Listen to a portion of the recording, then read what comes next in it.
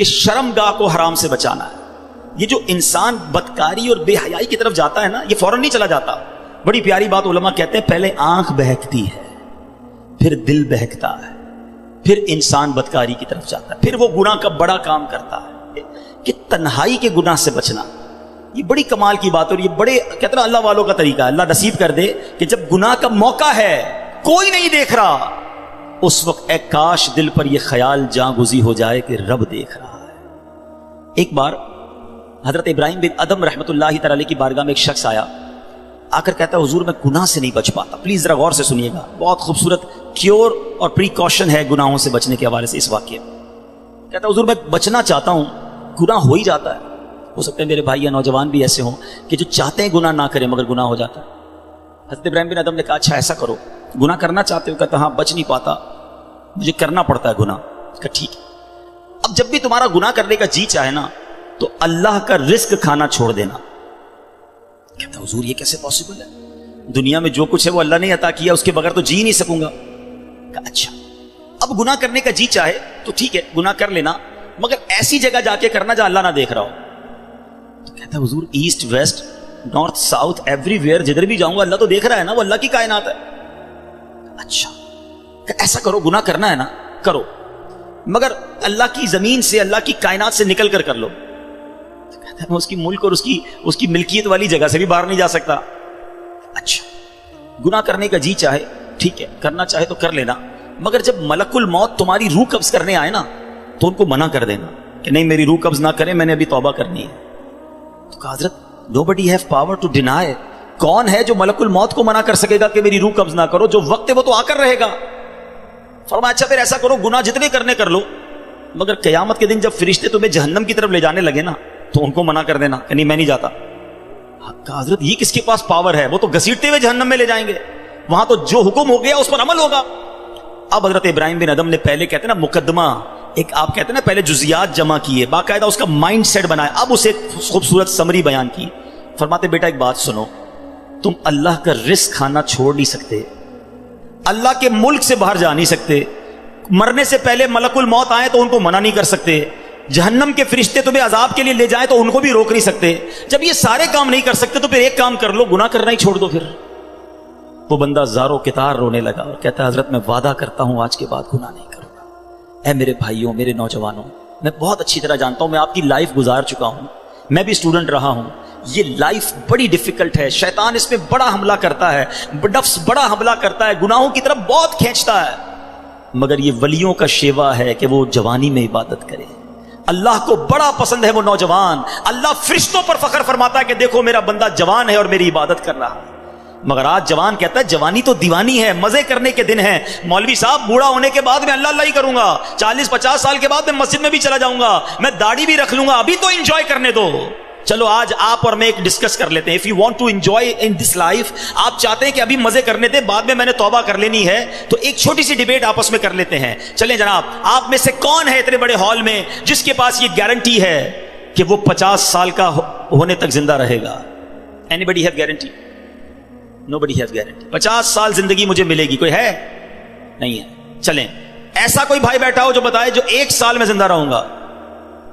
Nobody has guarantee for live for 1 year. چلو 1 ہفتہ زندہ رہنے کی گارنٹی ہے، کل صبح تک زندہ رہنے کی گارنٹی ہے. سمجھدار لوگ ہیں، میری بات آپ فالو کر رہے ہیں. اٹ مینز آگاہ اپنی موت سے کوئی بشر نہیں، سامان 100 برس کا ہے، پل کی خبر نہیں. آپ کہتے ہیں میں بوڑھا ہو کے توبہ کر لوں گا. ارے آج دنیا سے میں جا سکتا ہوں، اور آج چلا گیا تو اللہ کو کیا جواب دوں گا؟ حرام کرتے ہوئے، شراب پیتے ہوئے، بدکاریاں کرتے ہوئے، گرل فرینڈ اور بوائے فرینڈ بنا کر حرام باتیں کرتے ہوئے کدھر جاؤ گے؟ قبر میں کیا جواب دو گے؟ دیکھیں یہ دنیا تھوڑی ہے، میں نے آپ کو جنت کا ریوارڈ بتایا ہے، وہاں نہ ختم ہونے والی نعمتیں ہیں. دنیا کی ایکسپائری ڈیٹ ہے. We have to go from this world. ہم سب نے دنیا سے جانا ہے، مگر جنت میں جو چلا گیا اسے موت نہیں آنی ہے. ہم فیہا خالدون. قرآن کا وعدہ ہے کہ ہمیشہ ہمیشہ جنت میں رہیں گے.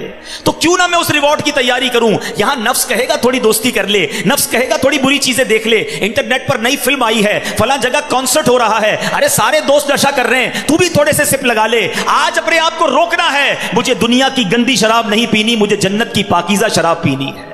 مجھے دنیا کی بے حیائی نہیں کرنی, گندی عورتوں اور لڑکیوں کی طرف نہیں جانا ہے. میری بہنیں اگر سن رہی ہیں وہ نیت کریں کہ ہم پردہ کریں گے, ہم بوائے فرینڈ کی طرف نہیں جائیں گے, انشاءاللہ ہم جنت کی نعمتیں حاصل کریں گے, جنت کا گھر حاصل کریں گے. یہ تھوڑی سی زندگی صبر سے گزار لو, تھوڑی سی زندگی توبہ کر لو. آج تھوڑی دیر ہال فل ہو گیا ہے, مجھے بھی پسینہ آ رہا ہے, آپ کو بھی گرمی لگ رہی ہوگی, مگر مجھے بتائیے قیامت کے دن گرمی کیسی ہوگی جب 50,000 سال کا دن ہوگا, سورج 1.25 میل پر ہوگا, زمین تانبے کی ہوگی, there is no shadow, اللہ کے عرش کے سوا پوری قیامت کے دن کوئی سایہ نہ ہوگا. سبحان اللہ, نبی پاک فرماتے ہیں جس دن اللہ کے عرش کے سوا کوئی سایہ نہ ہوگا, چند خوش نصیب ایسے ہوں گے جنہیں اللہ کے عرش کا سایہ نصیب کیا جائے گا. ان 7 قسم کے لوگوں میں ایک قسم وہ ہے کہ وہ نوجوان جس کی جوانی عبادت میں گزری, قیامت کے دن اللہ کے عرش کا سایہ نصیب ہوگا.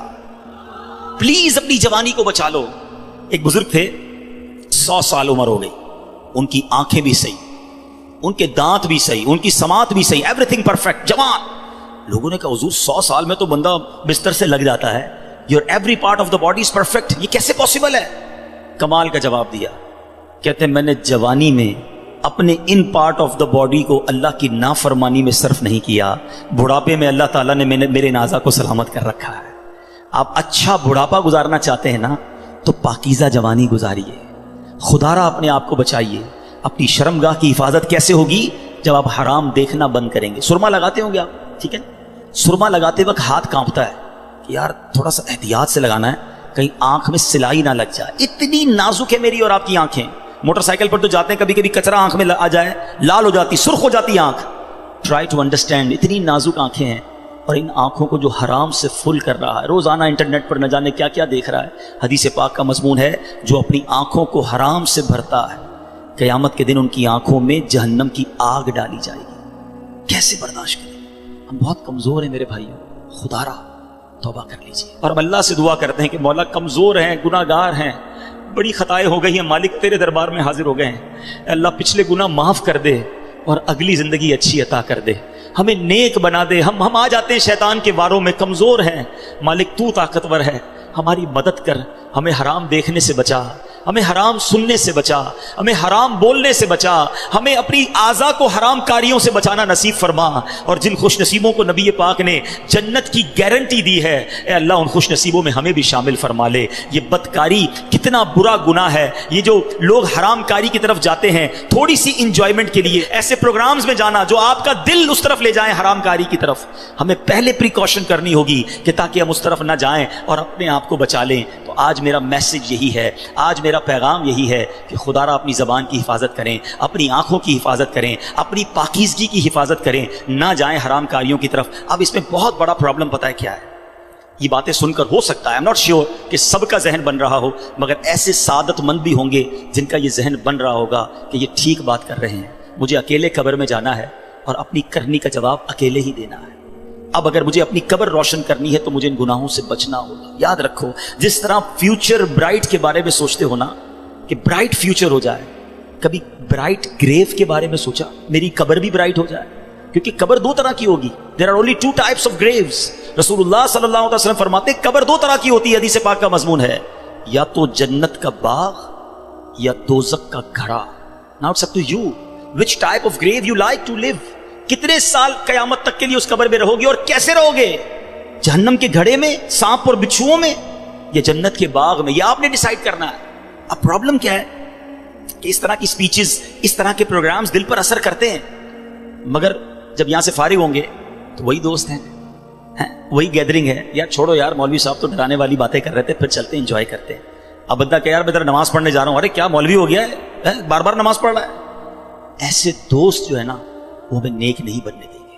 اگر آپ کا یہ ذہن بن گیا ہے کہ میں نے نیک بننا ہے, اللہ کو راضی کر کے جنت میں جانا ہے. آپ پڑھائی کے لیے کیا کرتے ہیں؟ کیا آپ نے اگر اچھے مارکس لینے ہیں تو ان ڈل دوستوں کے ساتھ بیٹھتے جو پڑھتے نہیں ہیں, یا آپ ان لوگوں کو ڈھونڈتے ہیں جو پڑھاکو ہوتے ہیں, جن کے پاس نوٹس بنے ہوئے ہوتے ہیں کہ یار ان کے ساتھ بیٹھوں گا تو اچھی سبق کی تیاری ہو جائے گی, یہ اچھے اسٹوڈنٹ سے میں بھی اچھا بن جاؤں گا. دنیا میں جب آپ کو یہ پتا ہے کہ اچھوں کی صحبت اچھا بناتی ہے, تو اگر آخرت کی تیاری کرنی ہے نا میرے بھائیوں, میرے اسلامی بھائیوں, تو آپ کو نیکوں کی صحبت اختیار کرنی ہے. وہ دوست کس کام کے جو نماز پڑھنے پر میرا مذاق ہو رہا ہے؟ مجھے تو وہ دوست چاہیے کہ میں نماز کے لیے نہ جاؤں تو مجھے یاد دلائے کہ بھائی چل دونوں بھائی نماز پڑھتے ہیں, جنت میں جانا ہے.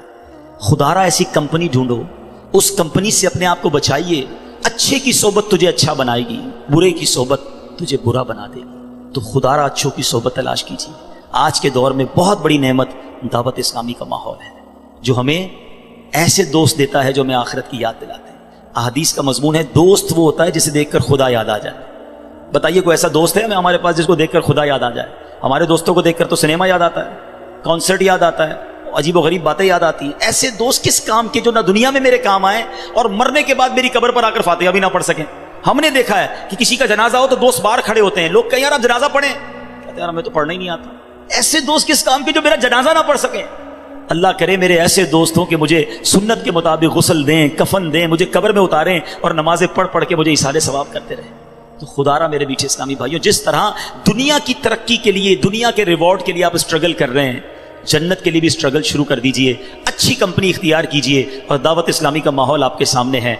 हमारी बुक्स पढ़ना शुरू कर दें, वेबसाइट को विजिट करें, तो इंशाल्लाह बहुत कुछ सीखने वाले बन जाएंगे। अल्लाह ताला मुझे और आपको अमल करने की तौफीक अता फरमाए। अपनी ज़बान, अपनी शर्मगाह और दीगर जिंदगी, अपने पार्ट्स ऑफ द बॉडी की हमें हिफाजत करने की तौफीक अता फरमाए। मदनी चैनल पाबंदी से देखते रहिए, इंशाल्लाह उससे बहुत कुछ इस तरह की स्पीचेस सुनने को मिलती रहेंगी और आपको फ़ायदा होगा। वीडियो देखने का शुक्रिया। अगर आप चैनल पर नए हैं तो सब्सक्राइब कर लें और साथ ही साथ बेल आइकन पर भी क्लिक कर दें ताकि यूट्यूब हमारी हर वीडियो का नोटिफिकेशन सबसे पहले आपको भेज दे। जज़ाकल्लाह।